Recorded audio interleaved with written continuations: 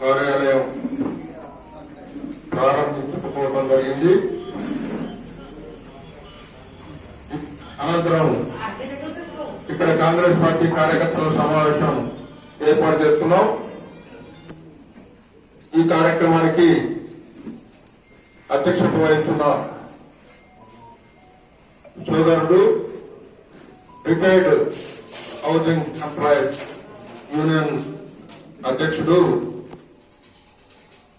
కొండ వెంకన్న గారికి నమస్కారాలు తెలియజేస్తూ నాకు చాలా సంతోషంగా ఉంది.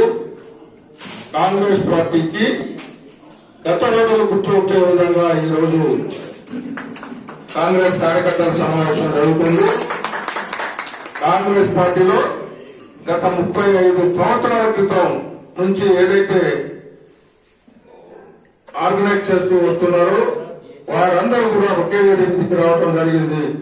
దానికి ఏంటంటే అప్పటి మండల అధ్యక్షుడు, తర్వాత కొత్తగూడెం మార్కెట్ కమిటీ మాజీ చైర్మన్ జానకి రెడ్డి గారు, అలాగే మాజీ జడ్పీటీసీ ఎర్రశెట్టి ముత్తయ్య గారు, కార్మిక నాయకులు, అప్పుడు కార్మిక లోకం అంటే కార్మికులు అంటే ఐఎన్టీసీ అంటే జలీల్ గారే ఏకైక నాయకుడు, ఐఎన్టీసీ కార్మిక నాయకుడు, అలాగే ఎస్పీఆర్కే ఆచార్య గారు, పత్తి కిషోర్ గారు, అలాగే మాజీ కౌన్సిలర్ భాస్కర్ గారు, సాదర్ రామకృష్ణ గారు, కాపతి వెంకటాచార్య గారు, వీళ్ళందరూ కూడా దరిదాపుగా ఇందులో ఉన్న 90% కూడా గతంలో